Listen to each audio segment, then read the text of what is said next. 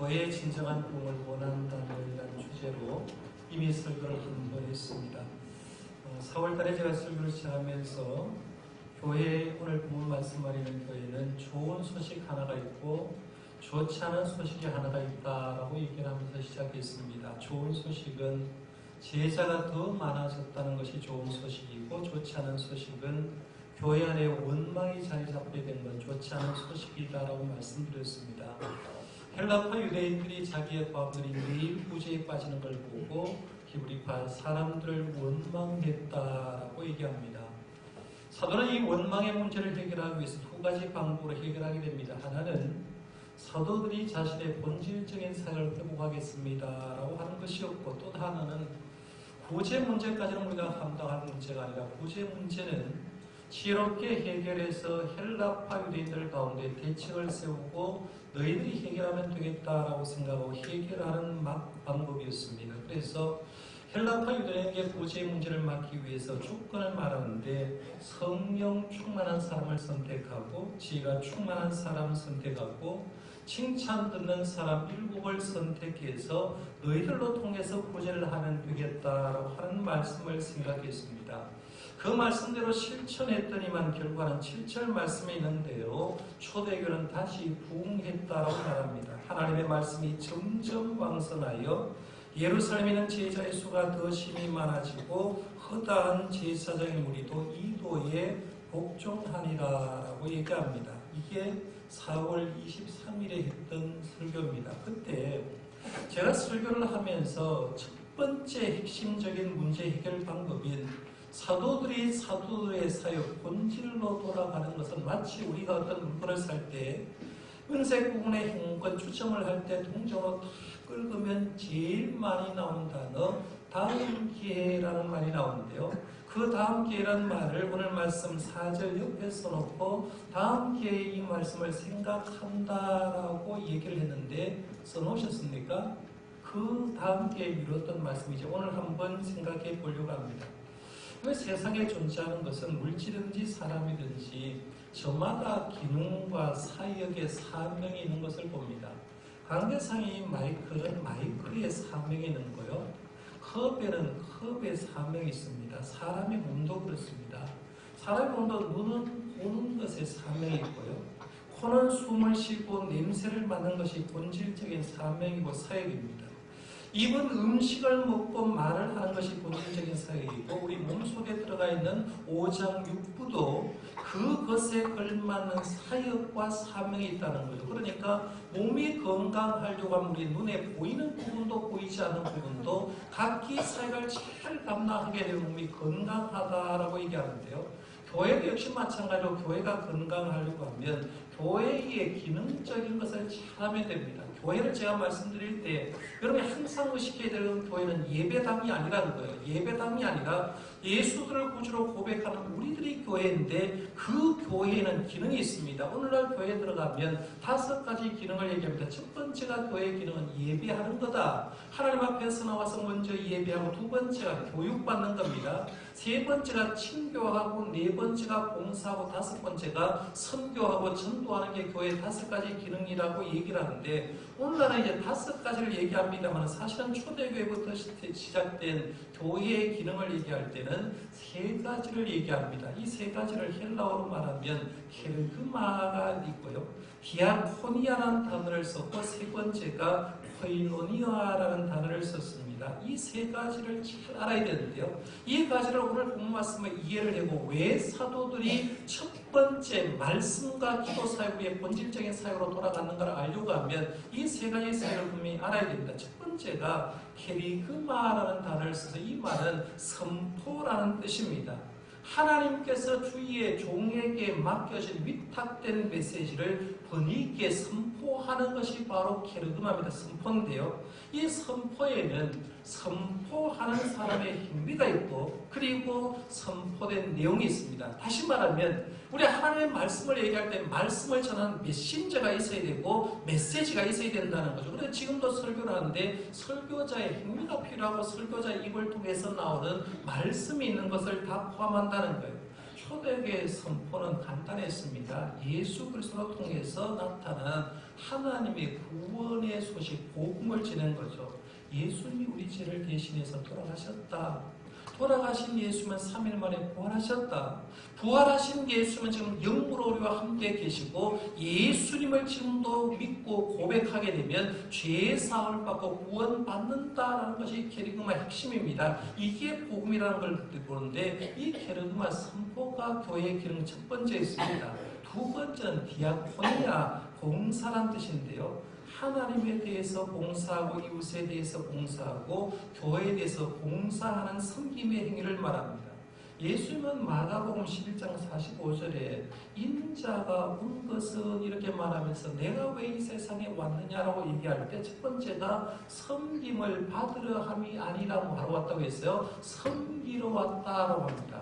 나는 섬김을 받으러 온 것이 아니라 섬기러 왔고 많은 사람을 위해서 개수물로 내 몸을 주려고 왔다라고 얘기를 하는 걸 보게 되는데 예수님의 사역이 섬김, 봉사를 위해서 했던 것처럼 교회에는 섬김, 봉사의 역사가 일어났다는 거죠. 초대교회에는 예배당 건물을 예를 들면 예배당 건물이 있고요. 예배당 건물 옆에 또 하나 건물을 지었는데 그게 뭐냐면 지역을 위해서 봉사하도록 건물 하나를 지은 거예요. 그 봉사하기 위해서 지은 그 건물을 일으켜서 디아코니아라고 이름을 아예 붙여버렸다는 거죠. 그러니까 하나님 앞에 예배라고 그 옆에 봉사하기 위해서 디아코니아, 봉사의 집을 지었던 걸 보는데 우리가 봉사의 기능, 교회의 기능이죠. 제가 디아코니아가 봉사라고 얘기하는데요. 집사를 헬라어로 뭐라고 하느냐면 디아코니아에서 파생된 말입니다. 디아콘이라고 합니다. 그럼 집사가 하는 일이 뭐냐 하면 집사는 하나님을 위해서 교회를 위해서 봉사하는 거죠. 디아코니아는 봉사, 디아콘은 집사라는 뜻이 있습니다. 그러니까 우리가 교회에서 집사의 직분을 받은 사람은 해야 될 게 하나님이 원하시는 봉사의 일을 하게 하도록 집사의 직분을 맡긴 거예요. 그 다음에 세 번째가 코이노니아, 교제라는 뜻이 있습니다. 교제는 두 가지 종류가 있어요. 하나님과의 교제가 있고 성도 간 인간과의 교제가 있습니다. 이 둘은 별개의 관계가 아닙니다. 하나님과 교제가 잘 된 사람은요, 성도와의 교제도 잘 돼요. 잘 보시면 교회 생활에서 성도와 교제가 안 되는 사람이 있어요. 교회 생활에서 하나님 앞에 나와서 예배를 하는데 성도와 교제가 되지 않는 사람은 이유가 뭐냐면 하나님과 교제가 잘 되지 않은 사람은 성도와 교제가 일어나지 않습니다. 그러니까 하나님과 나와 교제가 잘 일어날 때 그 사람은 성도 간의 교제가 일어나는 거죠. 이 교제가 잘 일어나면 내 마음속에 하나님의 사랑이 있어야 됩니다. 그 사랑이 있어야 하나님을 잘 섬기면서 성도끼리 사랑의 교제를 나누는데 교회는 이렇게 세 가지 기능이 있는데 이런 선의를 하고 오늘 본문 말씀 한번 잘 들어보면 사도들이 이제 헬라파 유대인들의 원망하는 소리를 들었고 그러고 나서 돌아본 게 뭐냐 하면 우리가 하나님이 얘기하는 본질적인 사회를 놓쳤구나라는 걸 깨닫게 됩니다. 그러면서 이제 사도들이 결심한 건 우리가 지금까지 열심히 봉사했다는 거예요. 열심히 구제 사역을 했는데 본질적인 걸 하나를 놓쳤는데 그 본질 사역을 위해서 힘쓰겠다고 고백하죠. 그게 4절 말씀, 오늘 핵심적으로 살펴볼 말씀인데요. 4절 말씀 여러분 같이 한번 읽어봅니다. 굉장히 중요한 말이니까요. 시작. 우리는 오로지 기도하는 일과 말씀 사역에 힘쓰리라 하니. 다시 한번 읽어봅니다. 우리는 오로지 기도하는 일과 말씀 사역에 힘쓰리라 하니. 아멘. 사도들이 열심히 봉사했어요. 교제를 했는데 놓친 게 하나가 있죠. 케르그마 선포를 놓쳐버렸어요. 선포를 놓쳤다 보니까 사도들은 그제야 깨닫고 우리는 말씀 사역과 기도 사역에 힘쓰겠다고 선언하고 그 봉사 일을 띄어서 7 집사에게 맡기는 것을 보게 됩니다. 그러면 이걸 가지고 이제 집중해서 두 가지를 생각해 보려고 하는데 먼저 말씀 사역부터 한번 생각해 보겠습니다. 여러분 지금까지 사도행전은 이제 5장까지 쭉 생각하고 6장 말씀 들어왔는데 끊임없이 나온 내용이 뭐냐 하면 사도들이 성령 받고 설교한 내용들이 계속해서 나왔을 겁니다. 그렇죠? 사도들은 언제 어디서나 하나님의 말씀 외쳤어요. 성전에서도 하나님의 말씀 외쳤고요. 심지어는 사내들인 공회 앞에서도 말씀을 외쳤습니다. 마가의 다락방에서 주의 종이 있는 곳에서도 말씀을 가르쳤던 걸 봅니다. 말씀의 내용 간단하다고 제가 말씀드렸습니다. 너희들이 죄 없으신 예수님을 십자가에 죽였다. 십자가에 돌아가신 그 예수님은 하나님께서 부활하셨다. 3일 만에 부활시켜줬다. 부활하신 예수님이 지금 영으로 우리들과 함께 계시고 누구든지 예수님을 구주로 믿으면 구원받는다는 간단한 얘기였습니다. 간단한 설교인데 재미난 건 이 설교를 듣는 사람이 변화가 일어나요. 이 설교를 듣는 사람은 구원의 역사가 일어나는 겁니다. 그러니까 하루에 3,000명씩 하루에 5,000명씩 믿는 자의 수가 늘어납니다. 우리가 살펴보고 있는 사도행전 6장 말씀이 전개될 때는 이미 예루살렘 안에 교회가 약 교인들이 2만에서 3만 명 정도 되었을 엄청난 때로 불어났을 때입니다. 교인이 불어나서 일들이 많이 생기고 이 사도들이 구제하는 일에 정신없이 일하고 있다가 이 문제, 원망의 문제를 발생하자마자 그들이 깨달은 게 뭐냐 하면 우리에게 주님이 맡겨진 사역이 뭐냐? 사도들에게 맡겨진 사역은 구제하라고 우리를 부른 게 아닌데 선포하라고 불렀는데 그 선포하라고 불렀다는 걸 깨닫고 예수님이 남기신 마지막 두 가지 말씀을 기억했을 겁니다. 예수님이 남기신 두 말씀을 또렷하게 기억했는데 그 말씀 우리가 너무나 잘 아는 말씀이죠. 하나는 지상명령입니다.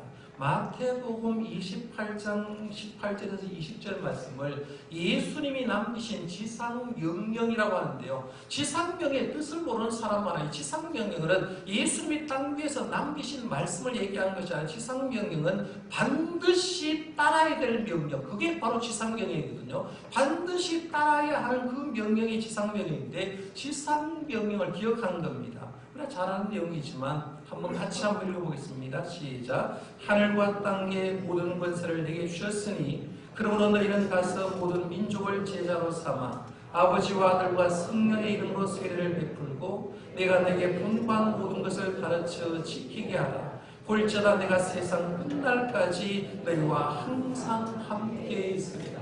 지상명령 내용 가운데 많이 보면 너희들은 가르쳐서 지키게 하라 했어요. 사도들에게 게르그마를 선포하라는 걸 가르쳐서 지키게 하라. 사도행전 1장 8절 말씀도 예수님이 하늘로 가시기 전에 제자에게 남긴 말 아닙니까? 역시 이 말씀에 보면 오직 성령이 너희에게 임하시면 너희가 권능을 받고 예루살렘과 온 유대와 사마리아와 땅 끝까지 이르러 내 증인이 되리라 하신다 해서 내 증인 되어라. 나를 본 것, 나를 보고 느낀 것, 내가 어떻게 된 걸 세상에 나가서 증인의 역할을 감당하라는 말씀을 하는 거예요.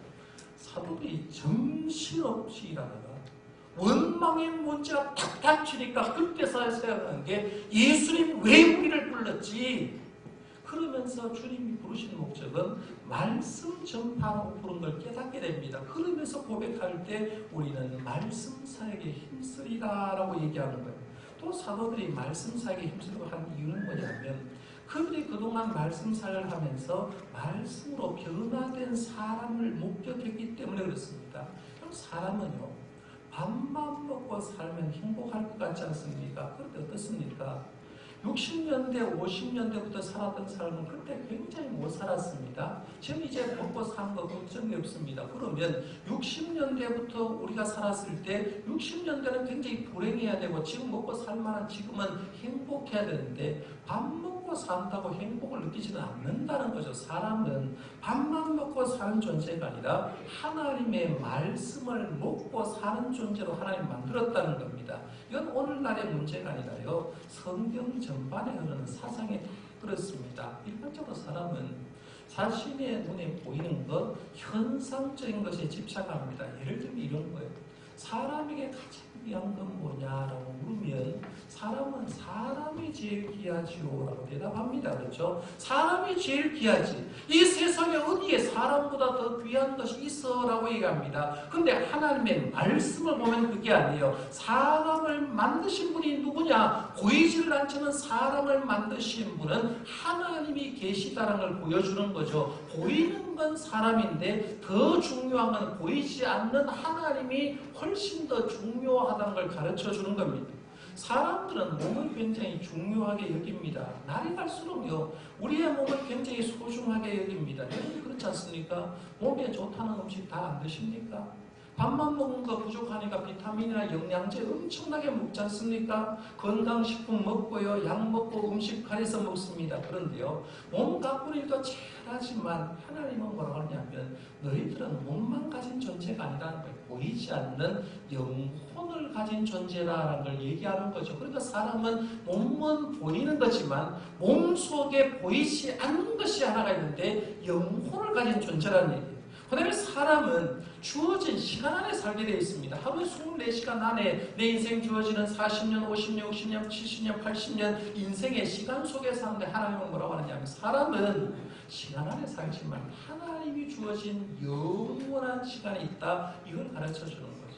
우리는 사람이 중요하고 몸이 중요하고 주어진 시간에 사는 존재라고 얘기하는데 하나님의 말씀은 뭐라고 하느냐면 하나님이 더 중요하지. 하나님을 믿어야 되지. 영혼이 건강해야지. 그리고 사람은 영혼을 바라보고 살아야 되지. 이 얘기를 하는 거죠. 하나님은 이 얘기를 하는데 끊임없이 누구를 통해서 얘기하느냐면 하나님이 세우신 주의 종을 통해서 사람은 하나님이 만드셨고 사람에게는 영혼이 있고 사람은 영혼의 이 땅을 살아갈 때 준비를 해야 된다 하는 걸 얘기하는 거예요. 이거는 신약에 있는 것만 아닙니다. 구약 성경에 흐르는 사상 한번 잘 보세요. 제가 두 가지 성경 구절을 얘기할 건데요. 우리가 잘 아는 신명기 8장 3절 말씀에 이런 말합니다. 사람이 떡으로만 사는 것이 아니요 여호와 입에서 나오는 모든 말씀으로 사는 줄을 내가 알게 하려 하심이라. 광야 40년 동안 하나님 만나를 먹였죠. 내가 너희를 만나를 왜 먹일 줄 아느냐. 사람은 만나만 먹고 사는 존재가 아니라 하나님의 말씀 먹고 살아야 되는 존재라는 걸 가르쳐 주기 위해서 만나를 줬다라고 합니다. 이 말을 예수님이 시험 받으면서 그대로 인용합니다. 또 하나 성경 구절을 소개할게요. 아모스서 8장 11절 말씀입니다. 성경 말씀에 경고의 말씀이 많이 나오는데요. 성경 말씀 중에 가장 강력한 경고의 말씀 한 구절만 선택한다면 아모스서 8장 11절 말씀이 가장 강력한 경고의 말씀일 겁니다. 화면에 뜨니까 같이 한번 읽어봅니다. 주 여호와의 말씀입니다. 시작. 주 여호와의 말씀입니다. 보라 날이 이를지라 내가 기근을 땅에 보내리니 양식이 없어 주림이 아니며 물이 없어 갈함이 아니요 여호와의 말씀을 듣지 못한 기간이라. 성경 속에요 가장 강력한 경고의 말씀 한 구절은 아모스서 8장 1절입니다. 우리나라 지금 물이 없어서 굉장히 심각하게 얘기를 합니다. 그런데요, 하나님은 이스라엘 백성에게 뭐라고 얘기하느냐면 너희들이 지금 줄여 있는 건 양식이 없어 줄인 게 아니라 물이 없어 줄인 것이 아니라 지금 너희들이 갈함을 느끼는 것은 하나님의 말씀 들어야 될 존재인데 말씀이 없어서 너희들은 갈하고 있다라고 얘기를 하는 거죠. 그 얘기를 하는 거예요. 사람이 사람답게 살려면 하나님의 말씀을 들어야 됩니다. 그런데 여러분 지난 한 주간 살아오면서 여러분 하나님의 말씀 어디서 들었습니까? KBS 뉴스로 통해서 하나님의 말씀 들어본 적이 있습니까? 가까운 친구가 하나님 말씀 전해줍니까? 물론 텔레비전을 틀면 CBS 텔레비전 방송을 통해서 말씀이 들려집니다. 기독교 라디오 극동방송을 틀면 설교 말씀이 들려집니다. 그런데요, 그 설교 말씀이 어디서 선포된 말씀입니까? 교회에서 선포된 말씀입니다. 여러분, 말씀의 출발점은 교회입니다. 하나님의 말씀을 채워주는 건요 교회밖에 없는 줄 믿으시길 바랍니다.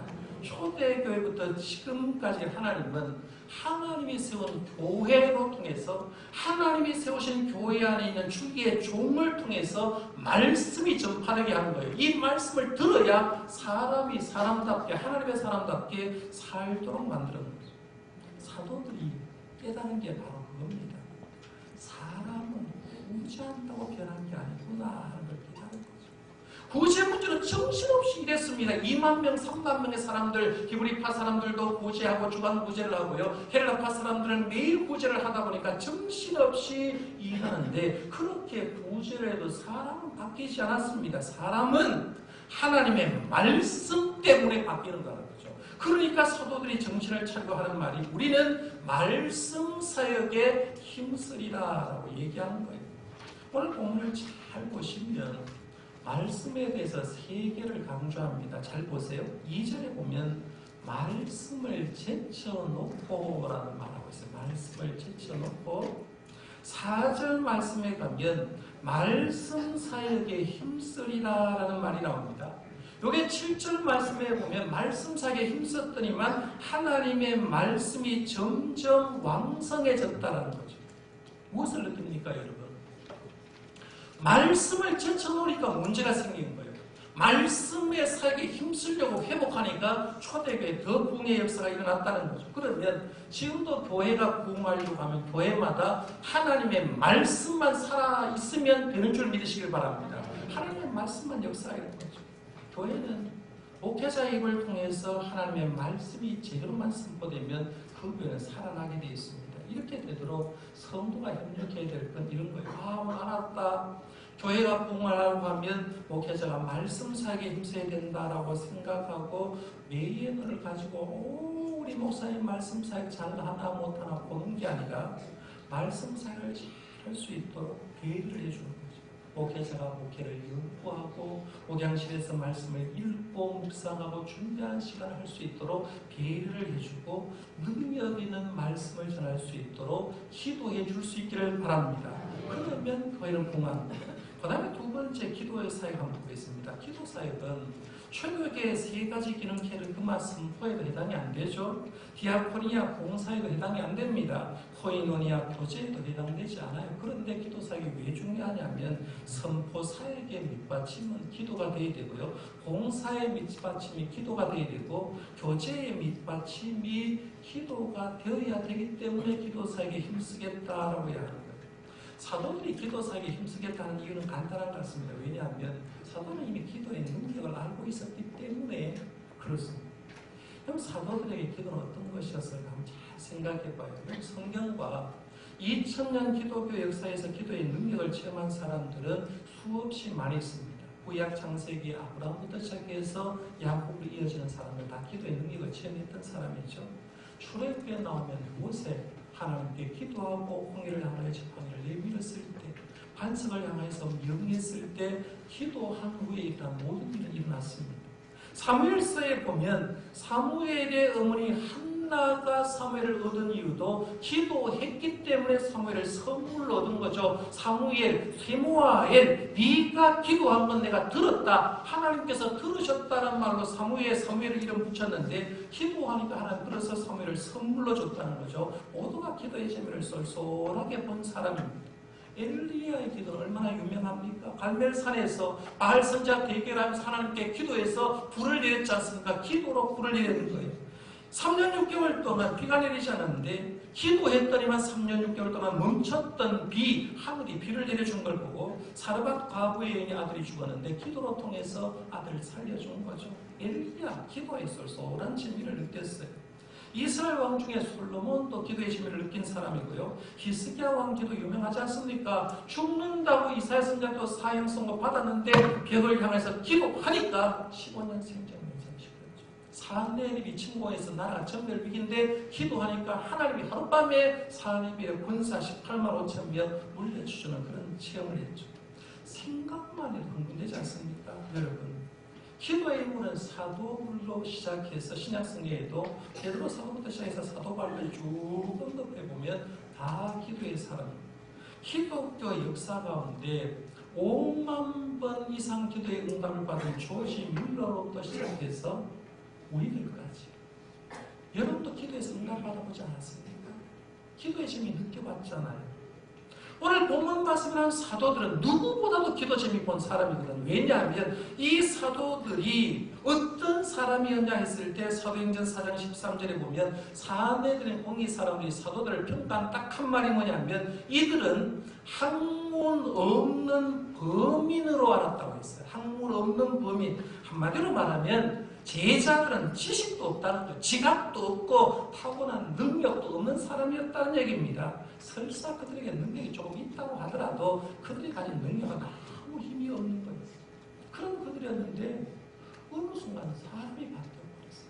사내들인 공의 사람이 학문 없는 범이었던 제자들을 보면서 깜짝 놀랍니다. 담대히 하나님의 말씀을 전하는데 변론할 수가 없습니다. 구약성을 막 인용을 하는 거예요.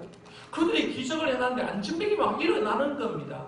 사람들이 공의 앞에서도 떳떳하게 얘기를 합니다. 이유가 뭘까? 비유가 어디 있어요? 비밀이 그들에게 있는 건 그들이 그렇게 된 것은 기도의 사역이 밑받침되었기 때문에 그렇거든요.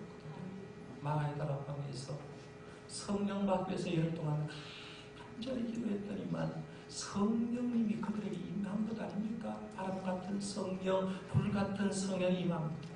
한 번도 외국말 제대로 못하는 사람이, 외국어 못하는 사람이 성령 받으니까 자기 입에서 자기도 모르는 사이에 외국어로 얘기하는 방언의 역사가 일어난 거죠. 기도가 그 속에 있었다는 얘기입니다.